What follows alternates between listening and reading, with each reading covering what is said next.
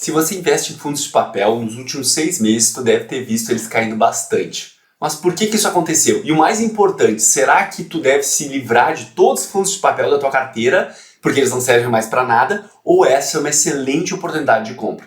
Fica até o final que eu vou fazer um resumo do cenário e eu também vou te mostrar como que uma venda que eu fiz de um fundo imobiliário me evitou de uma perda de mais ou menos uns 15%. Bem-vindos ao Investir Eu Preciso, meu nome é Felipe Carvalho. Vamos dar uma olhada no porquê que aconteceu essa queda dos fundos de papel. Eu já tenho outros vídeos aqui no canal falando sobre os fundos de papel, então se tu quiser uma explicação mais longa, mais detalhada, eu vou deixar aparecendo algum desses vídeos aqui. Mas basicamente, fundos de papel são fundos imobiliários que investem em alguma dívida que está atrelada ao mercado imobiliário. E essas dívidas elas são reajustadas por alguns indicadores. E os mais comuns deles são IPCA, que é o nosso índice de inflação oficial, e o CDI, que é um índice de renda fixa que está muito correlacionado à nossa taxa de juros, a taxa Selic. É muito próximo esse índice da taxa Selic. Então, IPCA e CDI são os dois indicadores mais comuns da gente encontrar em reajustes de contrato de dívida ou até mesmo de contratos de locação.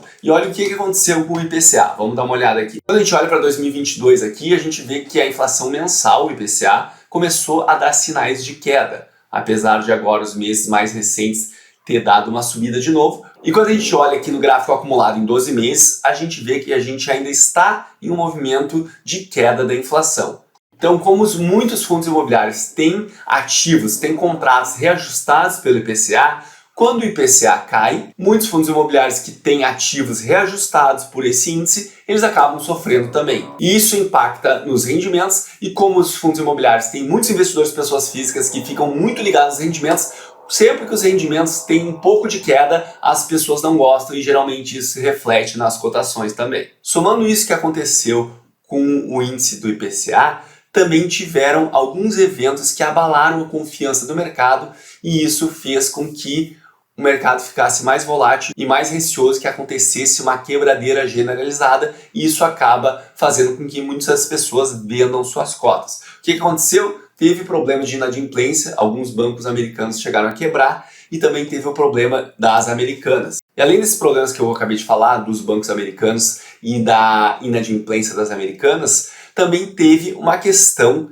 de inadimplência de CRIs aqui no mercado brasileiro, que afetou basicamente esses fundos de papel aqui. Então acabou se tornando uma tempestade perfeita de notícias ruins para as pessoas ficarem com muito medo de que daqui a pouco o seu fundo de papel fosse afetado e isso fez com que as cotas caíssem bastante, como está mostrando aqui a reportagem, está mostrando que esses aqui caíram até 18%, pelo menos até a data da reportagem, que era em março de 2023. Quando a gente olha o Hectare, que foi um dos fundos realmente envolvidos no problema ali de pagamentos, a gente pode ver se a gente pegar ali desde início de março até o final de março, ele já caiu 32%, então foi uma queda bem grande.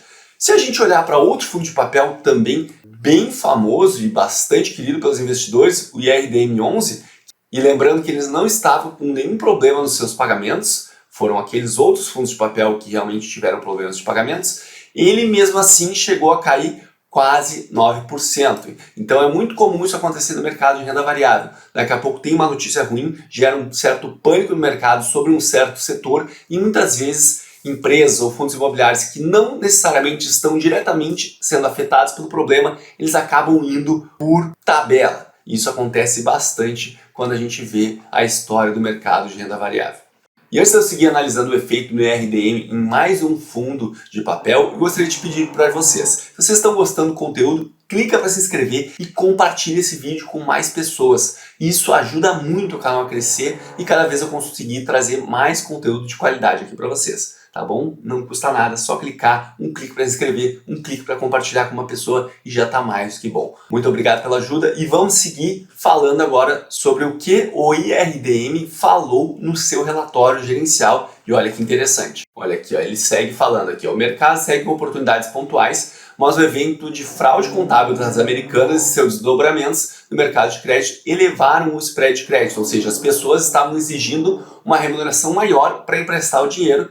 de tal maneira que criou condições atrativas. Então o IRDM11 está dizendo que no meio de toda essa confusão, ele está achando algumas oportunidades interessantes de investimento e ele, por fim, finaliza aqui a mensagem da administração dizendo que todos os ativos do fundo estão com suas obrigações em dia, ou seja, não teve nenhum problema de atraso de pagamentos como aconteceu no Hectare, por exemplo. Mas a gente já viu que a cotação do IRDM11 acabou sendo arrastada para baixo também, o que pode ser uma oportunidade. Daqui a pouco você não tinha esse fundo na sua carteira ou não estava muito concentrado nele. Mas o que aconteceu com muitas pessoas que eu converso é que elas estavam sim muito concentradas em fundos de papel, e aí mesmo com essa queda talvez não faça muito sentido elas aumentarem sua exposição. A gente pode ver aqui ó, que ele ainda está muito concentrado, basicamente 60% da carteira dele é reajustada por IPCA, a uma taxa média de 8,51% ao ano. Então, obviamente, quando o IPCA cai, esse fundo aqui vai sofrer um pouco nas suas receitas. Mas a gente viu lá também naquele gráfico mensal da inflação que também estavam tendo um movimento de alta. Então só no futuro a gente vai saber se o IRDM ainda está certo em estar muito concentrado em IPCA ou ele já deveria ter migrado mais para um indexador de CDI, como muitos fundos imobiliários já fizeram. E eu falei para vocês que eu ia falar de uma venda que me evitou uma perda de 15%, e foi justamente do IRDM11. Eu vendi um pouco dele, mais ou menos ali início de fevereiro. E se a gente pegar início de fevereiro até o final de março, dá basicamente ali 15% de queda. Então eu evitei essa queda ao fazer essa venda. Mas aí tu pode pensar, ah Felipe, então tu é um gênio, tu consegue prever os movimentos de mercado? Não tem nada a ver com isso. Eu simplesmente vendi uma parcela do IRDM11 porque eu estava muito concentrado na minha carteira em fundos de papel e ele era a minha maior posição de fundos de papel. Então, para rebalancear a minha carteira, eu fiz essa venda. Eu não tinha como prever que ele ia cair nos meses seguintes, mas tu tendo um plano e um percentual para tu perseguir em cada ativo, eventualmente vai acontecer esses movimentos de tu vender antes de realmente dele ter dado uma queda. Porque muitas vezes ele fica uma representação maior na tua carteira porque ele já subiu bastante e muitas vezes tem um movimento de reversão à média, ele vai ter uma queda em algum momento no futuro que a gente não sabe, não tem como prever, mas porque eu tinha uma estratégia clara, mandou eu vender, eu vendi e nesse caso aqui estou mostrando para vocês, evitou de eu ter uma queda de mais ou menos 15%. E a confusão foi tanta no mercado de fundos imobiliários que o Habitat, um outro fundo de papel, resolveu lançar esse comunicado aqui dizendo, olha, nós não temos nada a ver com esse certificado aqui que foi um dos que deu problema, que foi o Gramado Parques. Ele está dizendo que não possuímos exposição aos projetos, então ele segue aqui dando mais detalhes para tentar tranquilizar os investidores. Está dizendo que, ó, que o índice LTV melhorou de 49% para 46%, está dizendo aqui que praticamente 100% dos CRIs que ele tem no portfólio não possui carência de amortização, está dizendo também que por regulamento do fundo já tem uma estrutura de uma margem de segurança em todas as operações que o fundo faz. E basicamente ele termina dizendo que os CRIs que eles acabarão negociando, que muitas vezes ele faz isso, ele compra ou vende alguns CRIs antes do vencimento, eles foram realizados em valores iguais ou superiores ao custo de aquisição, ou seja, não teve prejuízo para os cotistas do fundo. E olha que como a gente vê, o Habitat também está bastante concentrado no indexador IPCA. Basicamente, 80% do seu portfólio está nesse indicador. Então, de novo, quando esse indicador ele cai, quando a inflação cai, as receitas desse fundo elas acabam sendo bastante impactadas. Então, pela carteira do Habitat, parece que ele ainda acha que a inflação vai perdurar por um bom tempo. Tá, Felipe, mas então tu falou um monte de coisa, um monte de detalhes interessantes, mas eu quero que tu me diga, é para correr dos fundos de papel ou é para correr para comprar esses fundos? Olha, esses eventos eles são muito legais e muito importantes para vários investidores aprenderem algumas lições que tem alguns investidores que infelizmente nunca aprendem. O mercado ele é cíclico. Por mais que pareça lógico, então se ele é cíclico, eu vou comprar esse aqui quando está no ciclo bom, vou vender esse ativo quando estiver no ciclo ruim, vou fazer essa mescla e vou pegar só o melhor dos períodos de todos os ativos que eu for investir. Isso não funciona na prática. A gente não tem esse poder de bola de cristal. Em alguns momentos os fundos de papel vão sair melhor que os fundos de tijolo, e em outro momento esse ciclo vai inverter. Então repetindo para ficar bem claro, porque isso é uma coisa que parece muito lógica, parece que faz muito bom senso, mas na prática não funciona. Tu não pode pensar, então vou ficar com fundos de papel durante o período e depois quando for trocar o ciclo eu vou tudo para fundos de tijolo. Isso não funciona.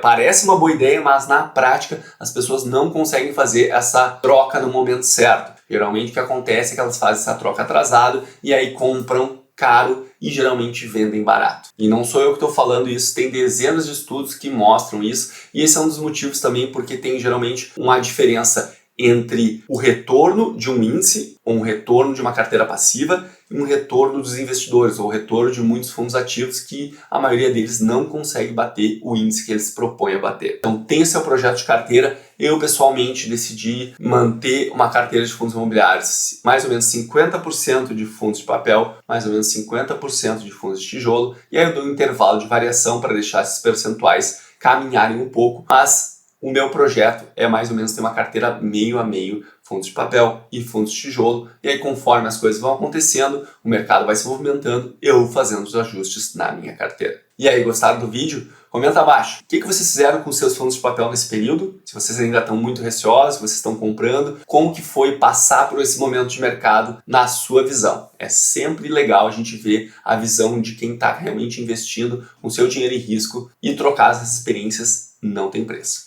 Lembre-se que investir é preciso. Um grande abraço e até a próxima.